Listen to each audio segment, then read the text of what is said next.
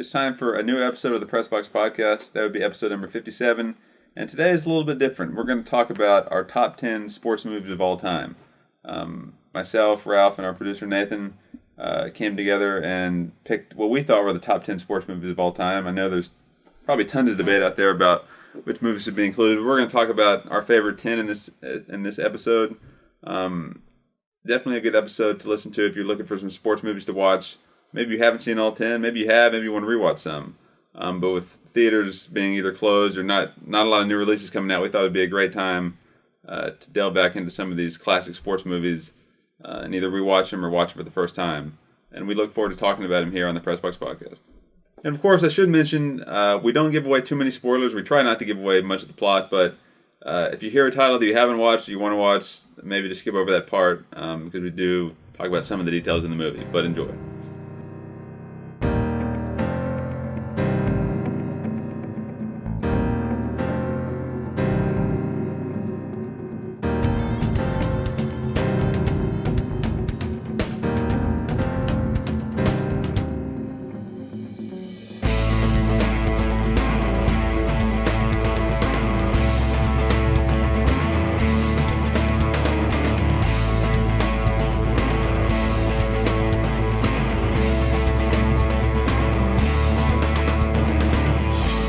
Okay, welcome back to the Pressbox Podcast. I'm one of your co-hosts, Ralph Miranda. I'll be joined by my other co-host, Joseph Miranda, and our producer, Nathan Miranda, in just a moment. Today, episode 57 of the Pressbox Podcast. We hope you've been enjoying all the episodes we've brought you over the past few months during our pandemic-locked year of 2020. We thought episode 57 would be a good time for us to talk about our favorite sports movies. And the reason we chose that topic is those of you who are into the movie industry or like movies know that the theaters have been shut down for a long time. They reopened about 2 months ago, give or take a week or so. And the only real new movie that came out was the Tenet movie. And then now, since a lot of the movies that had been in production, such as the new Bond movie, the Mulan movie, which went to streaming service, a lot of the new movies have been pushed back either to December releases or maybe even next spring releases. So the movie theaters have closed up again. So we thought, those of you who like to go to movies and now don't have an option to go to the theater, we thought we would talk about our favorite sports movies, and that way it would give you some information that you can use to watch some of these movies on your favorite streaming service. So let's get started. I'm going to start with our producer, Nathan. He's going to introduce the first movie that we're going to discuss, and we'll go from there. All right, the first movie is Any Given Sunday from 1999, starring Al Pacino, Dennis Quaid, Cameron Diaz, Jamie Foxx, and a whole slew of other big-name characters. Yeah. In professional football. Yeah, stars. It was a professional football movie. Of course, unlike the Draft Day movie, which came out about 6 years ago, they did not or were not allowed to use real NFL team names. So it was a little bit different. But I was impressed with the amount of star power they had in that movie. What about you, Joseph? Yeah, not just acting star power, as Nathan laid out for us. A lot of real NFL players made cameos in the movie. Whether retired and maybe a coaching role, a lot of legends that had coaching roles. I think every team's coach was a former legend. Johnny Unitas, Dick Butkus, Y.A. Tittle. Yeah, Y.A. Tittle. And then you had some players like Terrell Owens was receiver on the Miami Sharks team. Mm-hmm. Ricky Waters made an appearance at running back. Mm-hmm. Lawrence Taylor was a player in the movie, although he wasn't active at the time, former player. He was a main character. He wasn't just like a lot of these guys are cameos. Jim Brown, defensive coordinator, so a lot of star power. But one of the things that I liked most about it was I think that it encompassed more than any football movie the closest thing to real professional football, real NFL football, both on and off the field. And the game action was really very realistic with some of the camera angles they used. It wasn't. It was really intense, just like an NFL football game would be, right? So that's one thing that definitely stuck with me is the game action and the realism of football on the field and off the field. Nathan, you probably know off the top of your head who the director of that movie was. Oliver Stone. Oliver Stone, yeah. And I was impressed with, the first time I saw it well, probably the first time everybody saw it was in a theater. Now you can only watch it either on DVD or a streaming service. But like you said, Joseph, the camera angles and the way they showed the defense coming at the quarterback from the quarterback's eyes, and yelling at him and, trying to rattle him. And they showed how the field was spinning around, which gave you the feeling that the game was moving a little too fast for the quarterback at that time. So I just thought it was, for a movie that came out in 1999, that was pretty impressive to me how that was done. Yeah, I agree. They used a lot of different little like practical effects or things like that to or like digital effects, whatever, to enhance the emotions and feelings that the players were going through, whatever, like the stuff you just named, or right. Slow motion a lot of times when things were when they felt like they had a grasp on things, or like sometimes the stuff felt like it was sped up motion when they didn't have when they were in over their head or whatever, or like audio distortions or all that type of stuff. And I agree with you. It was, I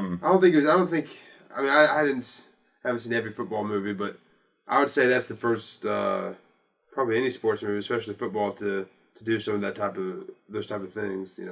Take a less traditional route. Yeah, and just in terms of happenings in football, it was kind of ahead of its time with some of the stuff that it talked about, which later became issues in the NFL. Right, you have the concussion issue that they talked about there, and the whole medical staff on the team and players in and out, and how that's handled, where it's become an issue for the league with the concussions and them trying to basically outlaw hard hits these days. That was discussed in the movie. You've got Willie Beeman, the main character, played by Jamie Foxx, more of a non-traditional quarterback, running quarterback, not a pocket quarterback, which you're seeing a lot in the NFL these days. Lamar Jackson's the reigning MVP. It's really similar makeup there. And then you have the head coach, Al Pacino. His offensive model or style is more of kind of a conservative throwback style of offense, run the ball, control the clock, and you've got sports writers and the offensive coordinator of the team more wanting to open it up and throw the ball, which is like what teams want to do today. So it just touched on a lot of issues that are relevant still today in football for a movie that's 20 years old. A lot of like riffs in the team, like running backs unhappy with production or whatever side, little.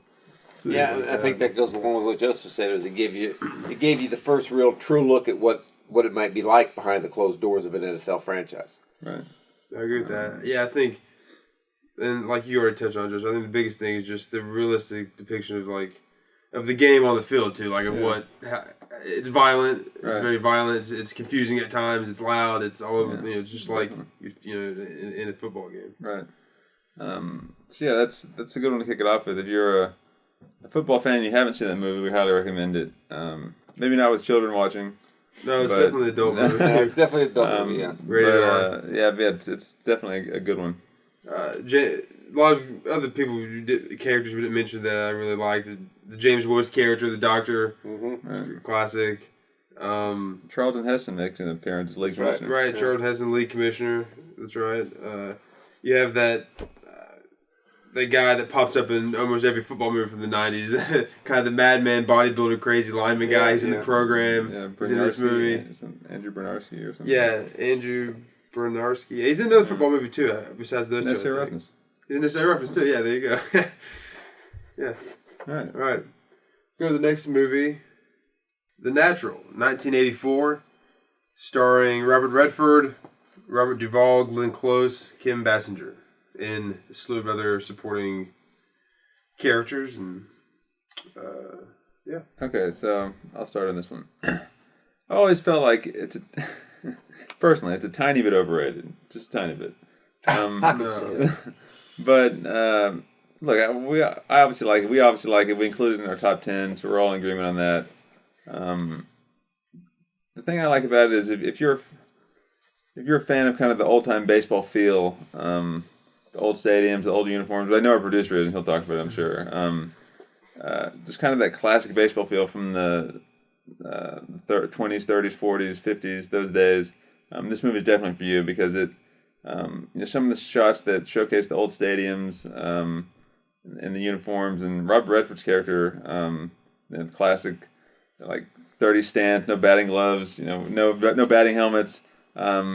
that's one thing that really sticks out to me. I think it does some of the best of that old time baseball feel of any movie. Yeah, I agree with that. I mean, it definitely gave you that old time feel, but I liked it because it was obviously a baseball movie, but it encompassed a real heartwarming story underneath it. You know, I mean, you got Robert Redford, Hobbs, Roy Hobbs, right, who was leaving his hometown to become a star. I mean, he was going to go on to become a star in baseball as a pitcher, and then he makes one classic mistake, and it costs him for the next 17, 18 years. He's able to recover from that, but for a very short time to achieve what he wanted to achieve. But in the end, he gets everything that he should have gotten from the start. So, I mean, it was really just a good movie from the standpoint of the story. And I think the fact, as you said, that they used an old time baseball model really made it what it was. You know, I mean, had you done a more modern model, I don't know that it would have had the same impact. Yeah, I'm like, as Joseph said, I'm a big proponent of 1930s baseball. You think baseball peaked in... That was the golden era of baseball. Baseball peaked, it peaked probably in... The 50s.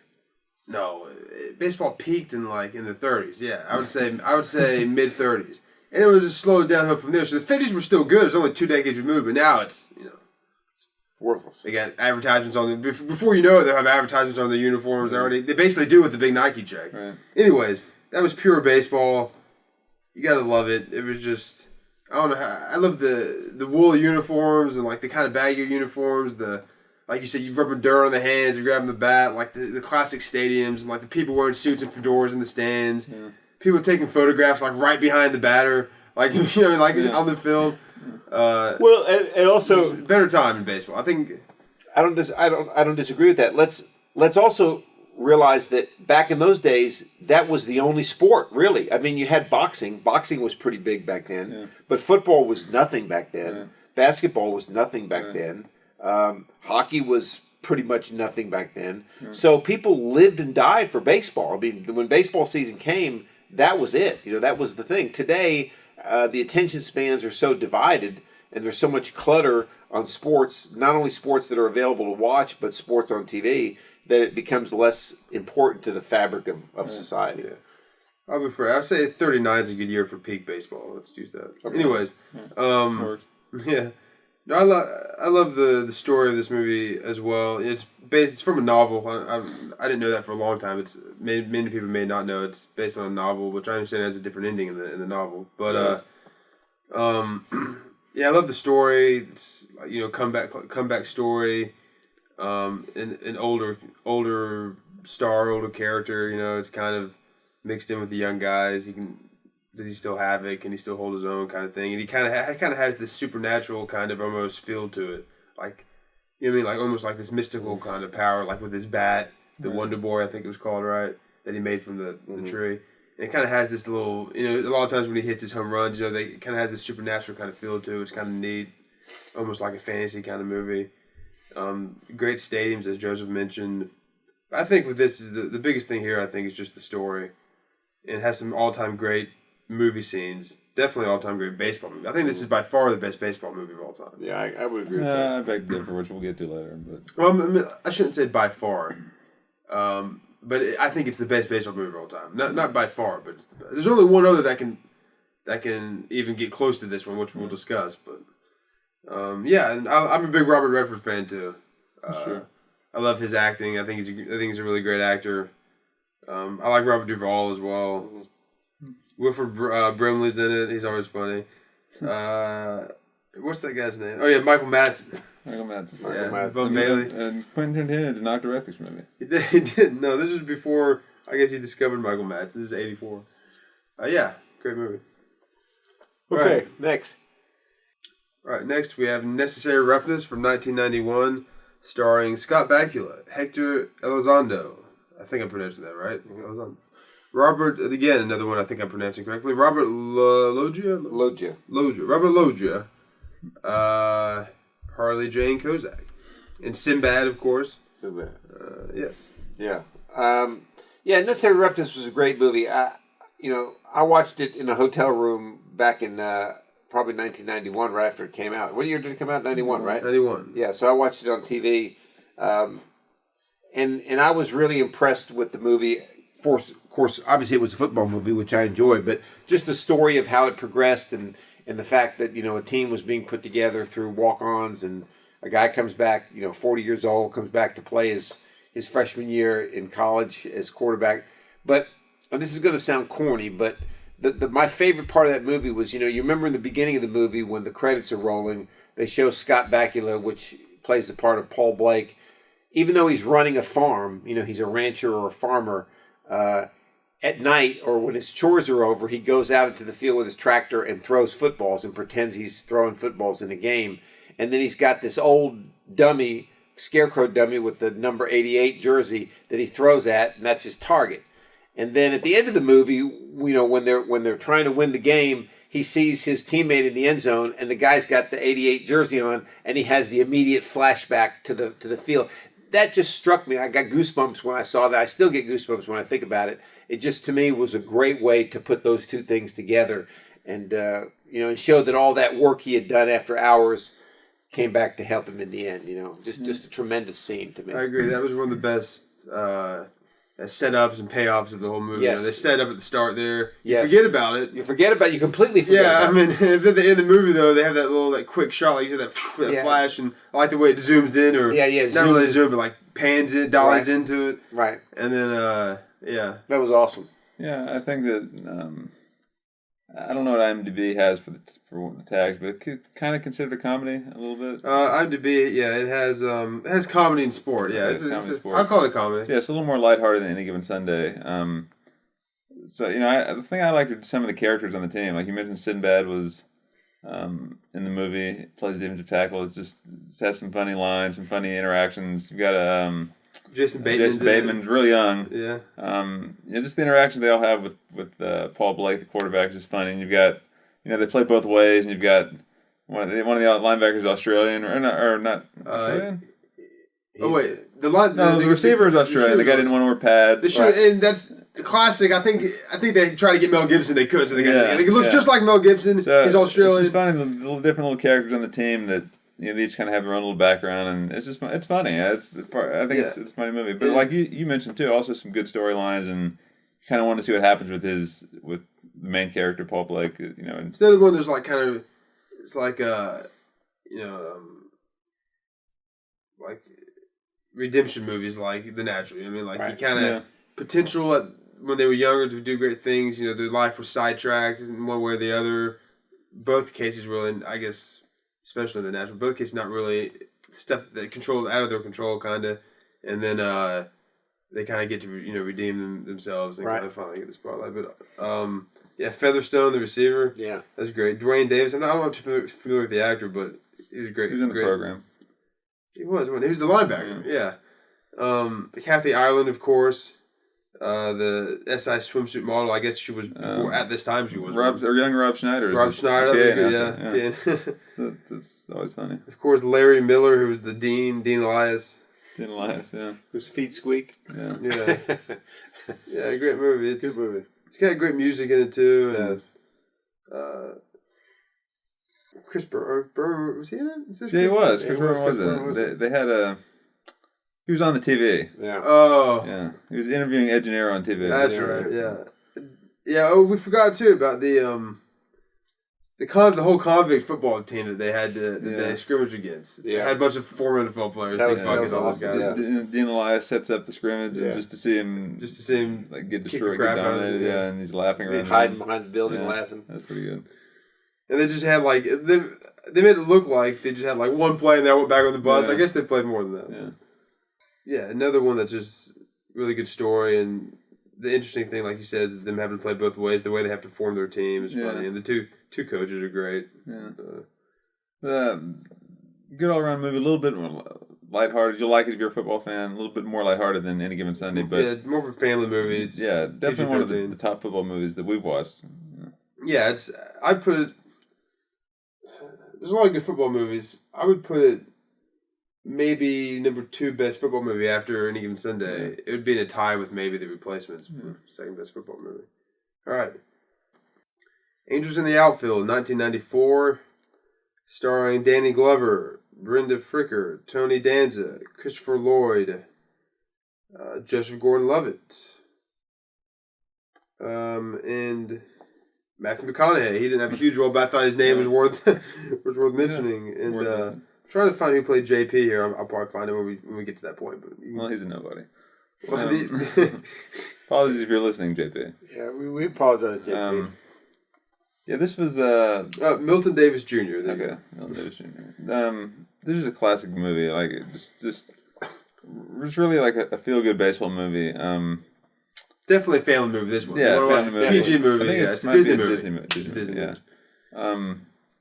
Kind of. I lump in the same category. Kind of a trio of baseball movies made around the same time, with this one, Little Big League, which we'll get to, and then Rookie of the Year, which involved kids and major league teams, which is another thing I like, is they got the rights to the major league teams. You got the California Angels as they were back then, and it's not so much focused on the baseball action as the story with the manager and the kids who see the Angels. We don't want to give too many spoilers away if you haven't seen it, but what's in the name? Yeah, just a feel good movie. A lot of great movie lines from that movie. Yes, it were. Yeah, so that's one thing that sticks out. Yeah, one thing I like. We'll talk about our movie lines at the end, maybe. But yeah, it was a really good feel good movie, and it was a remake of a movie that was made back in the 50s. Was it? Yeah, 1951. Yeah, same title. That was the Pirates. Pirates, though, were the Angels. Yeah, similar story. You know. Yeah, similar story, and but yeah, it was just the lines were great. The interaction between Danny Glover and Joseph Gordon-Levitt, who played the little boy Roger, were some classic interactions. And little JP, I mean, I thought he was one of the funnier people on there because of the way he played his part and his interactions as well. But it was a good feel-good baseball movie, kind of like the unsung hero makes good. You know, the team that nobody ever thought would ever win makes good. So. Just a really good movie. Again, it kind of has an older player who kind of has one last, one last chance to be in the spotlight. The pitcher who was once great. Tony Danza, right? This one, Christopher Lloyd was great. I like Christopher Lloyd a lot too. Yeah. He was the head angel, right? In umpire. Al. He was Al. What?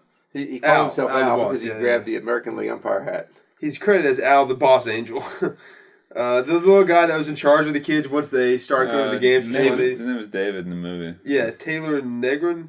Yeah. I've seen him, I think, in other things. I don't really know. But, just a great feel-good movie. I love the stadiums and the atmosphere of 90s baseball, which, although it wasn't peak baseball, baseball had a comeback in the 90s. I think we can all agree on that. And just some great, some funny lines and just classic. Some of the classic lines is great ending as well, which we won't get into. Ranch Wilder, right? Oh yeah, the broadcast. Forgot about Ranch Wilder. He had J.O. Sanders. Yeah. After one of the losses, and he comes in and goes, tomorrow, we're going to be here at 10 a.m. and work on fundamentals. And then the guy goes, fundamentals in the middle of the season? And then he goes, I thought the game started at 1. And the pitcher said that. And then he goes, it does start at 1. And you're a jackass. That was awesome. And I like Ranch Wilder, Ranch Wilder with his, he goes, when they fire, what was it? He took a picture out. He goes, all I can say, fans, is it's about time. We use that a lot, yeah. You can't fire me. I'm Ranch Wilder. Everybody's a critic. And then Georgia Knox, they just play the national anthem, and one of the little players, kind of like a geeky player, goes, "It's something about a sunny day. It just makes you feel emotionally evocative." And play the anthem, and Georgia Knox turns around and goes, "Drop dead. I got sunscreen in my eyes." Yeah, the player says that because he notices Knox wiping tears from his eyes. Right. So he feels like he needs to say something. Then Knox goes, "Drop dead. I got sunscreen in my eyes. I got sunscreen in my eyes." So I like your quotes in that movie. Yeah. How about and then there was the one when he goes. Remember when Roger told him that he saw angels, and of course he didn't believe him, but he thought Roger was a good luck charm. The manager did. So he brings Roger to the games. He goes, "You're going to beat all the games," because Roger told him a couple things that were going to happen. So then every time Roger saw an angel, he'd go, Mr. Knox, come over here. And he'd go, he goes, look, I can't come over here every time you think you see something. He goes, in baseball, we have signs, so let's use some kind of sign. Wave the arm. And that's another one that came back at the end to have a lot big important, like the whole stadium. Yeah, it sure did. Yeah. Great movie, just great movie. Good feel-good movie. Everybody needs to watch it. Yes, I agree.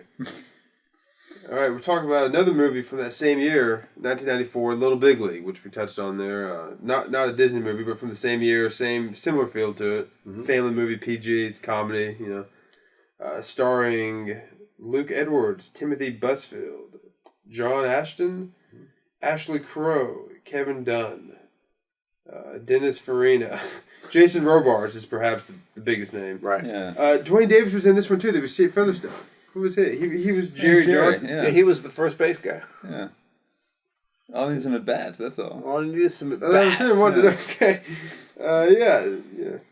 Okay. Yeah. So as you laid out there, not exactly who's who of Academy Award winning actors, but still made for a great movie.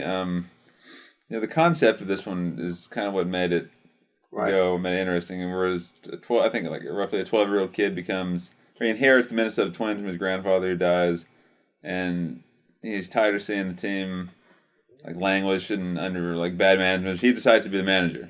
He's like a baseball whiz kid. He knows a lot about baseball, like a bunch of the history of it. A kid is managing a Major League Baseball team. Obviously, the players, at first anyway, don't like it, and it's just kind of I think it's a joke. And it's a comedy movie, but it's kind of the ins and outs of the rest of that season, how things go. They did use Major League teams, had some Major League player cameos, which Nathan can talk about in a second. So that made it really fun. Used the Metrodome, and some pretty good baseball action, and the concept and comedy made it just a great movie. Yeah, the music was pretty good. Especially when they're on their winning streak and they played that "Run Around Sue" song, which I thought was a good one of the best sequences of the movie. Yeah, one of the best sequences of the movie. But I thought it really showed the kid loved the game of baseball. There was no question he loved the game of baseball. But as he became manager and as he got more comfortable in his job as manager, the stress of the game started to get into him, right? Remember? I mean, then it became winning and losing, right? Which it does for most major league teams. But then it showed how, when he was in Chicago on a road trip, and he saw those kids playing stickball and he went to play with them, the love of the game came back to him, and he was able to convey that love to the players, and that's what put them on the winning streak. So I thought it did a really good job, the movie, of showing that, baseball's more than just a business. I mean, it's the love of the game. Any sport is really for the love of the game, Yeah, and that's opposite at the start. All the players were just like you would imagine money. They are currently they're all talking about their money and their contracts, right? And stuff was just going over their heads about how they were stepping to the batter's box at Fenway, which the kid mentioned, the same batter's boxes that Yankee Stadium that all these greats have played in, and then the kid helps him with that, like you said, realize that type of thing and have fun with the game. Right. He brings Little League kind of plays in, right? That you never see in the major leagues really. Yeah, a lot of other cameos like you mentioned, Joseph. King Griffey Jr. Yeah. Arguably the best baseball player of all time is in there. Randy Johnson. You can make that argument, sure. Yeah, they play the Mariners kind of at the end, and so all those Randy Johnson, Griffey mostly, but they have Lou Piniella made an appearance as the manager of the. Yeah, did they have a lot of other big name players from the team? Yeah, you had Pudge Rodriguez, Rafael Palmeiro. Yeah.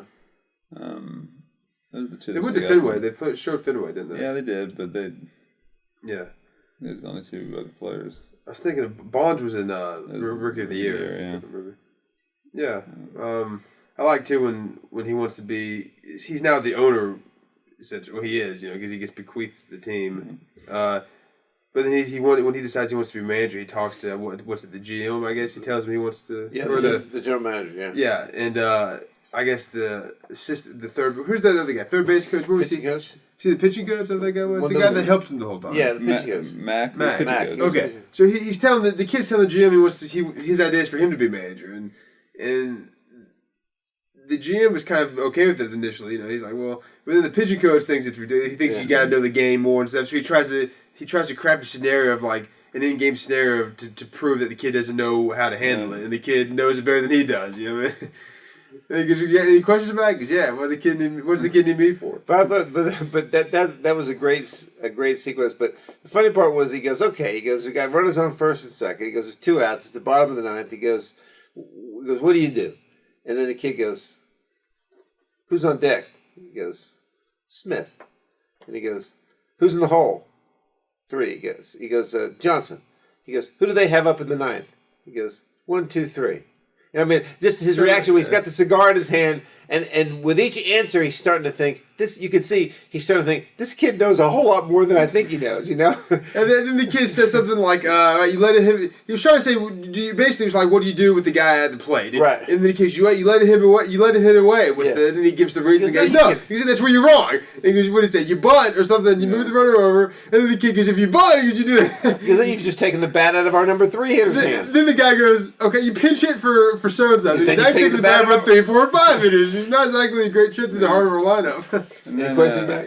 Yeah, that was a really good scene that kind of got the ball rolling. Another great was when I think his name was Mike McGreevy, the pitcher on the team. Yeah.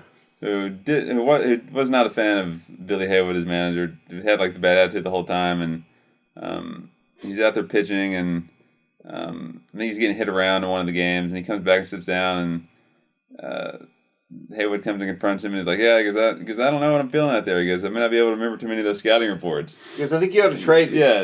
And then the pitching coach jumped in. Yeah, and he goes, "As soon as we find someone dumb enough to take you, that's exactly what we're going to do." And Haywood goes, "No, we're not." And he goes, "We're going to pitch you."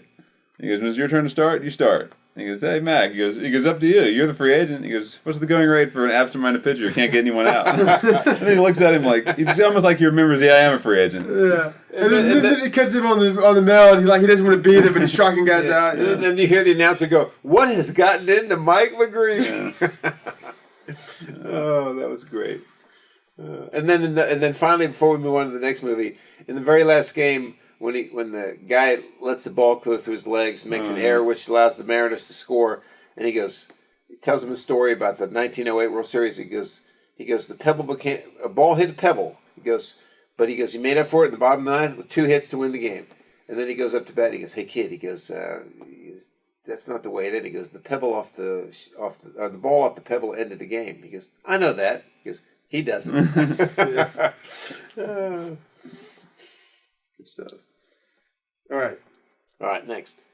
All right, Blades of Glory, 2007, ice skating movie, starring Will Ferrell, I believe it's John Hader, Amy Poehler, Will Arnett, Jenna Fisher, Craig T. Nelson, William Fichtner, lots of.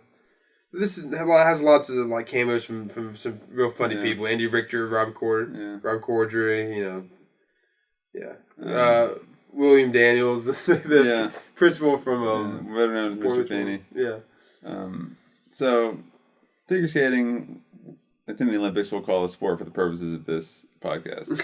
But Will Ferrell actually has done quite a few little sports movies. Kicking and Screaming, Tropic Thunder, the NASCAR movie. Tropic Thunder? Excuse me. What movie are you thinking? Flint Tropics. Semi-Pro. Semi-Pro. So he's no stranger to sports movie comedies, but this, I think, especially me and Nathan, because we've probably seen it more than Ralph has. I think this is the funniest movie. You could argue it's silly to the point of ridiculousness, but that's kind of what makes it funny. If you're a fan of Will Ferrell, that's kind of why you tune in to watch him, right? That's the same beef I feel like a lot of people have with Adam Sandler's movies. Oh, they're ridiculous. They're so silly. Well, that's the point. I mean, if you're gonna look up critic reviews in this movie, they're gonna be like, oh, they're gonna rate it low. But the point is just to relax and laugh. Actually, that's a 64 Metascore. Okay, because it was a good movie. It's horrible, yeah. But typically you're right. Typically that's the thing when you try to look up critic reviews of comedies. Yeah. They try to treat it like they're going for the Oscars. They're not going for the Oscars. They're trying to be funny. Yeah. It's hilarious. I think it's absolutely hilarious. One of the funnier things about it too is the fact that it is about ice skating. I who'd even thought to make a movie about that? It makes for some funny things. Yeah. And just the whole, I forget exactly how it goes, but they both get banned individually from figure skating, and so they have to team up. But there's never been a male on male pair figure skating pair, so that makes it funny. And So yeah, some of the lines Will Ferrell has are funny and ridiculous. And they were rivals. Yeah. And they fight each other on the podium at the I don't know if it was the Olympics, but something. No, I don't think it was. Early. Which is why they have to come together, but they hate each other eventually. You know, they have to skate together. And who's going to like lead and the stuff because they're both men. You know, it's some pretty funny scenes. You've seen this, right? Yeah, I've seen it, but I guess I can't really speak very knowledgeably on it because I've only seen it once, and I wasn't really a big fan of it personally. But it was funny. I mean, I have to admit it was a funny movie. I just didn't get into it that much. You know. Yeah. All right, but it was good. I'm trying to think of some other things to say about it. I don't know. I mean, I'm a big fan of the Olympics. Like, it gives off the little Olympic vibe. You know, you have some scenes in their little Olympic village, and it's kind of, I think they film part of it in Montreal or maybe Toronto, but kind of the scene of like the crowd walking into the ice skating, just kind of the whole feel of the Winter Olympics is kind of fun. You know? Yeah, the Olympic atmosphere. I like Olympic kind of imagery as well. You know, like settings, which is cool. And you mentioned Craig T. Nelson, who's always funny. Yeah. They got that. Good. Now I like his show Coach, where he was a college football coach, TV show. But he plays coach in this movie. That's great. He's their figure skating coach, which is funny. They had that other coach too. Again, I probably pronounced his names incorrectly, but Romany Malco. I don't know, that's the other guy that was helping him, Jesse. I don't know if you remember him. I don't remember. Nick Swartzen makes an appearance. Yeah. I also love the little intro. Like at one point, I think it was at the start of the movie when they're still skating against each other as singles. In the singles competition or whatever. It's like a TV broadcast, and they do these little intros for each skater. Remember that? Then, yeah. These little promos like let's meet Jim Lampley of HBO. Yeah, and let's meet Chaz Michaels and Will Ferrell. The whole backstory of their characters is funny. Yeah. So definitely, there's good music because they got to skate to songs. There's some pretty good music. Yeah. Definitely one of the biggest comedies on our list. I think we'll get to another one here in a second. But if you want to laugh, if you like Will Ferrell and you haven't seen it, maybe more one of his underrated films when think about some of their titles, but definitely a good one.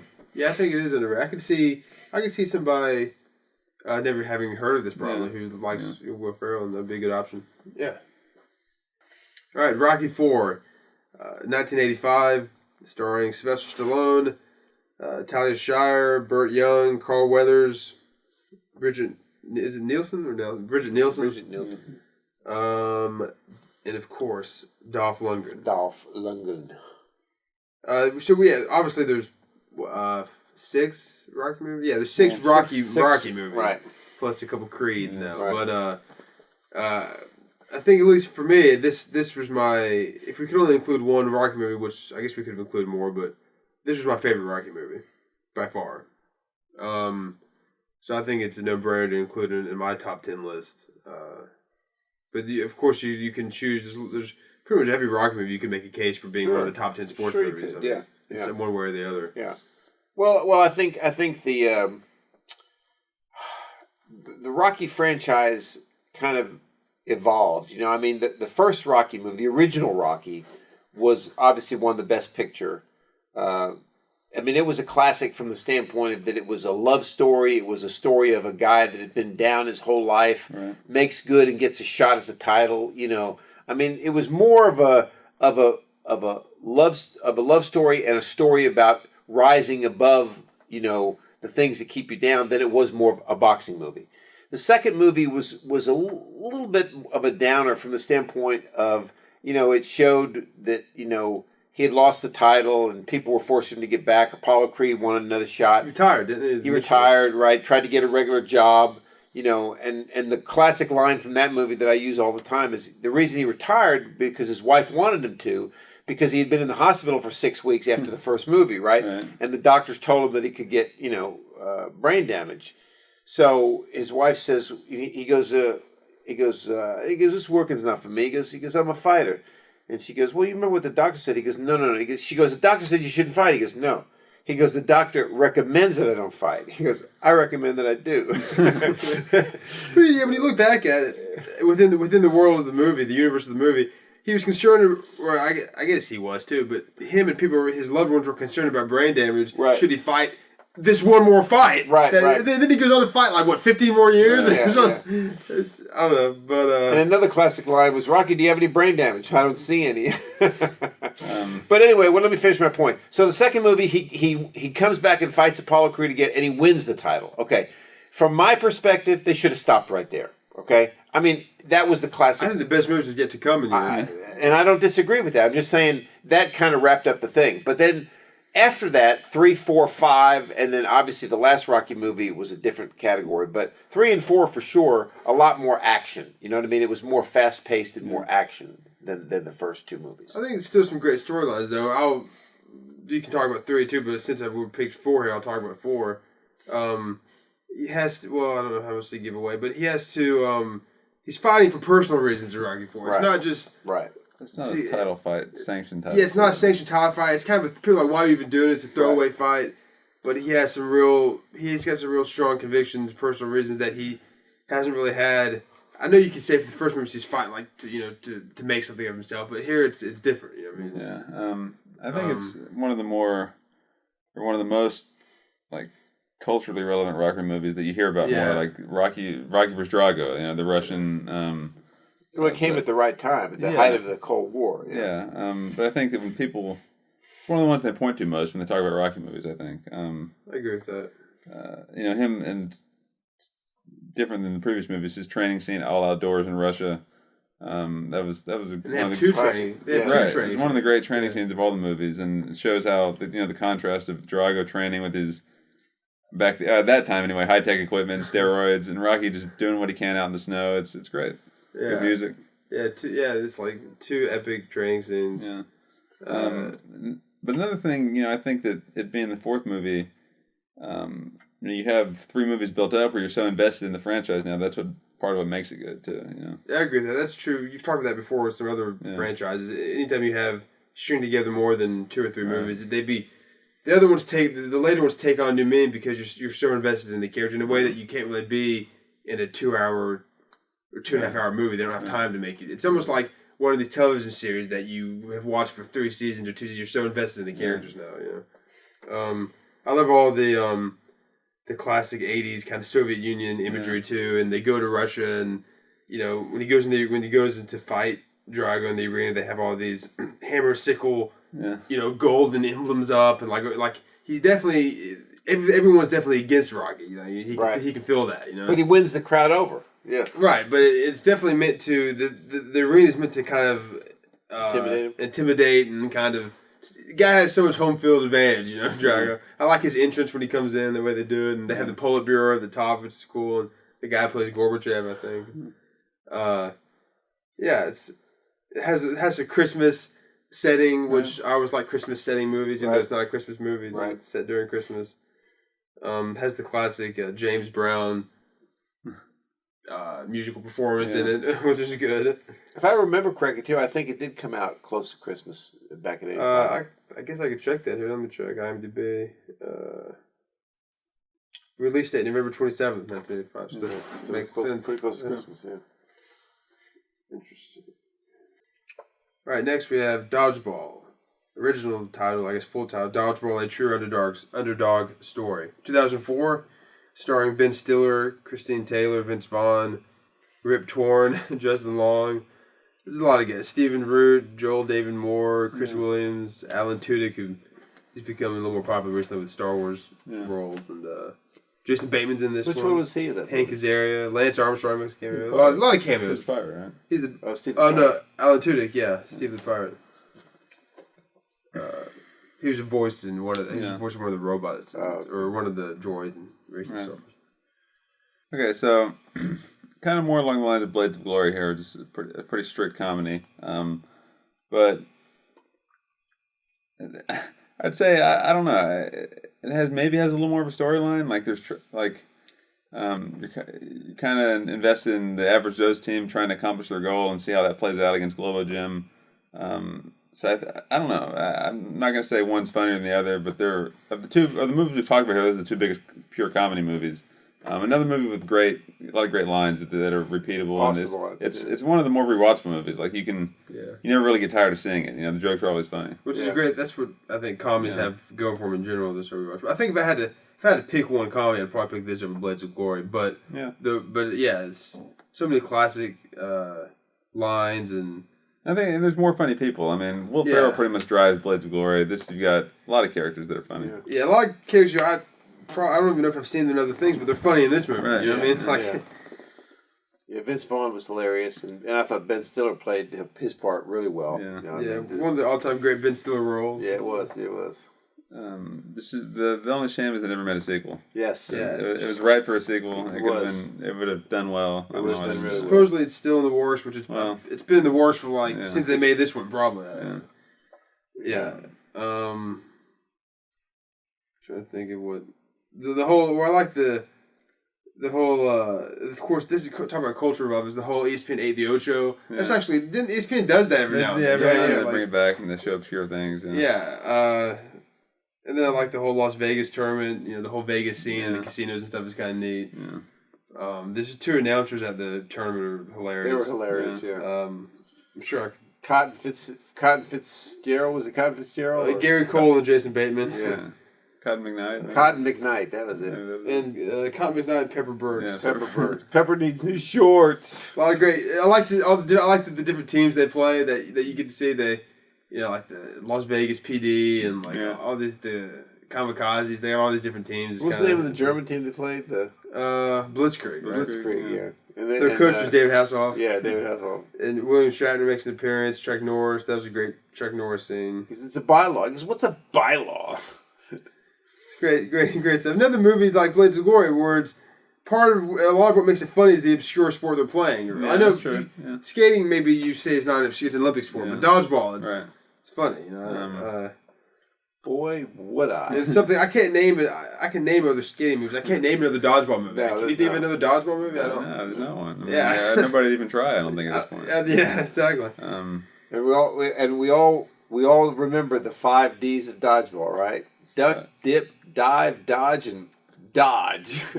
Dodge, duck, dip, dive, and dodge.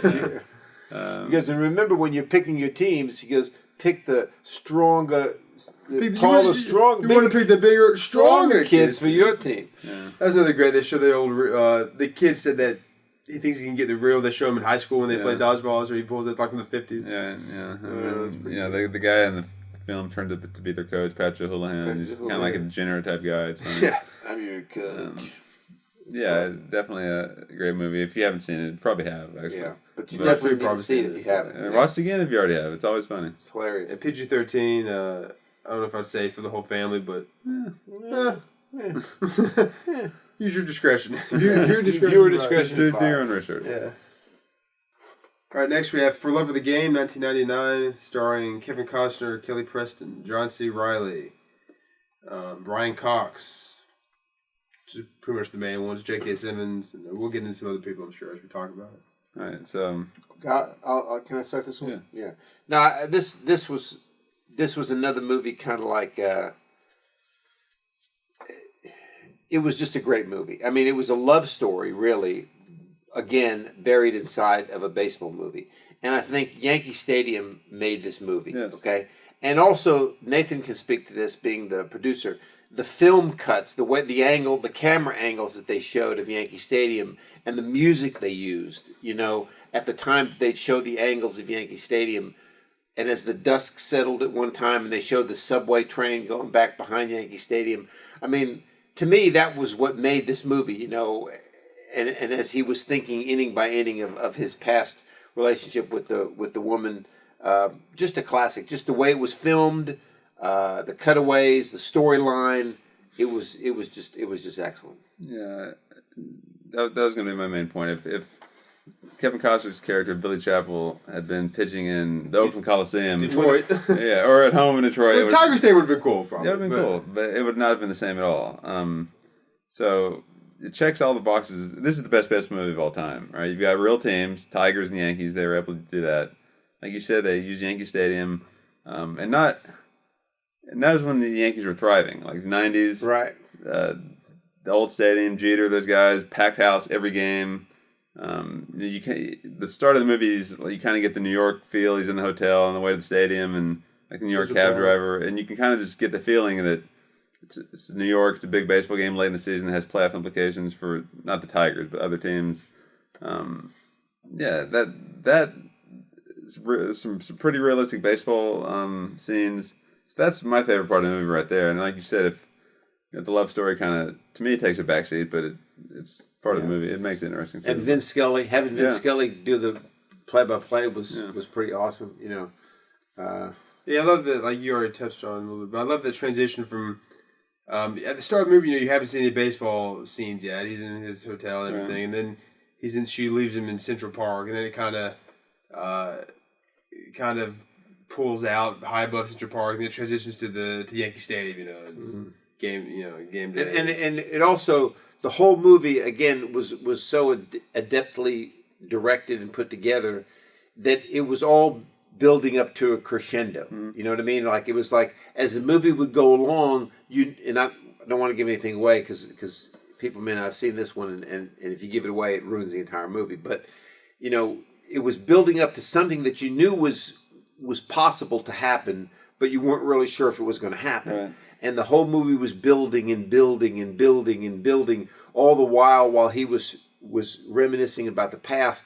And then at the very end, the very last scene, the last 2 or 3 minutes, just the reaction of the fans and the people working there, it was awesome. I mean, and the music was well done as well, which obviously adds to and some of the great lines from the movie, was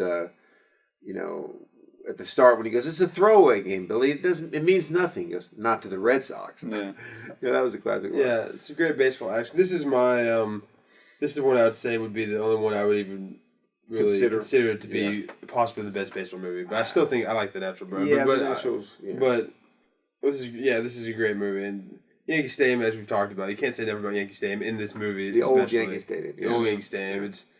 It's almost, I hate when people, I guess I shouldn't use it if I hate it, but I don't like when people say this. They say it a lot, though, but it's like a love letter to Yankee Stadium. I hate when people say that. But I'm trying to find another way to say it. Yankee Stadium was its own character in the film. Yeah, that's another I don't like, but that stuff, I don't know of other ways to say those things. That's kind of the common ways people say them. But I like Kevin Costner a lot, too. He's especially good in baseball movies. His little trio of movies. This is, I think, easily the best. I think we'll get to one more here, but you have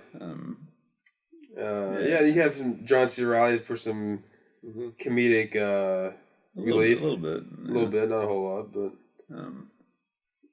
it's and like you said, this is of all the movies we've talked about. Probably this is one that if you're someone listening, you're not really into sports movies. I don't know why, but you listen to the Sports Movie Podcast. This is this is just equally as much of a romance. Yeah. You can watch it. It's equal much of a guy's sports movie and a romance. Yeah, you don't have to be a baseball. This is the kind of movie where it's a love story. Really. Yeah, this is the kind of movie where if you were a big sports guy and you were dating, this would be the kind of movie you'd have no problem taking your date to. Because you both could enjoy the movie. You could say it's a love story on two accounts. It's right. A love story with the woman and the man. It's a love story with him in the game of baseball. Correct. That's right. Him in the mound. All right. Last one is another Kevin Costner movie, Field of Dreams, from 1989, starring Kevin Costner, James Earl Jones, Ray Liotta, Amy Madigan, Burt Lancaster. That's pretty much the core there.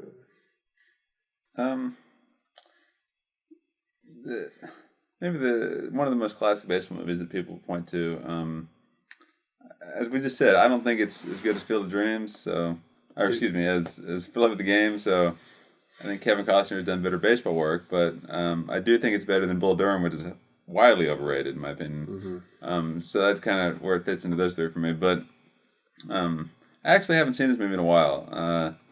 Probably should rewatch it, but this is kind of the suspense of what he's trying to uncover is kind of what keeps you drawn into this movie. It's not so much the baseball action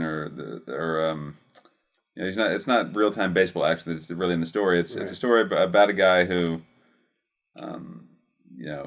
his family's involved in baseball. He has a baseball field in Iowa, or he builds a baseball field in Iowa. So that's kind of the baseball aspect, but It's like really more of a mystery / suspense movie, kind of. Yeah. I guess there's definitely moments that are kind of eerie and like almost like a mystery thriller, almost. You know. I guess it's about a guy's kind of trying to kind of reconnect, or not reconnect, but come to terms with his relationship with his father and his past. Right. Mostly. That's the whole concept, yeah. And this is just kind of the conduit for him to do that. Right. The baseball field is. And that's why I think it was a lot. It was similar to For Love of the Game from that respect, was that it was building to something. You thought it was one thing at the start, and it was building to something at the end. You know what I mean? Because he never could figure out, the voice he was hearing and what it was trying to tell him, but it was all designed to really just for one thing, as you said. But he thought it was so many different things that he went all over trying to do all these things, So which was kind of interesting, how he interpreted the voice, I do think this is overrated. Yeah, I'd agree with that. It's pretty good. I just think it's overrated. I mean, I guess it's at an hour and 47 minutes. It's pretty rewatchable. Yeah. If it were to be much longer, it might be hard to rewatch for me. Yeah. But I would have to say it's rewatchable. James Earl Jones was a big draw for me in the movie. His soliloquy was one of the best parts of the movie, Yeah, baseball, right? Baseball, Ray. Ray Liotta, of course, great. I like Burt Lancaster a lot in this movie. He did a good job. I never knew really who he was when I first saw this movie. He was pretty old at the time. This movie. Yeah, I didn't know much of anything about him, but I knew I liked his character. But then I remember I started seeing him as I got into older movies and started watching more older movies.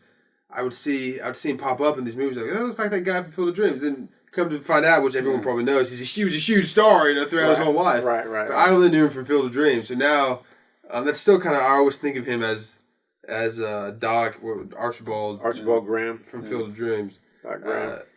Another actor from an actor from Little Big League makes an appearance. Lou in Little Big League That's right. Yeah. has a brief appearance in this movie. So He does, doesn't he? Only he's not really in baseball involved. And his character's Mark. He's like the brother-in-law of Kevin Costner. Yeah. No, it was a good movie. I think agree. there's some good Fenway Park scenes too. Mm-hmm. Yeah, that's true. Some nighttime Fenway I Park actually probably scenes. need to watch it again. It's been a while. Yeah, I it's wouldn't a mind good watching movie. it again. Obviously, the field he builds is really built for the movie, and they're supposed to play Major League game there this year before coronavirus. The novel coronavirus stopped. Were they supposed to play at that field, or they're going to build a field next to think they were on going that to build side? one. They're going to build one on the side. But it was going to be similar to Which is ridiculous. Probably because they wouldn't put like stands and stuff. Some tickets. They should just had it that field. Yeah. I also another movie that kind of taps into the golden era of baseball for me. Right. That Pre 1950 baseball, 1940 baseball.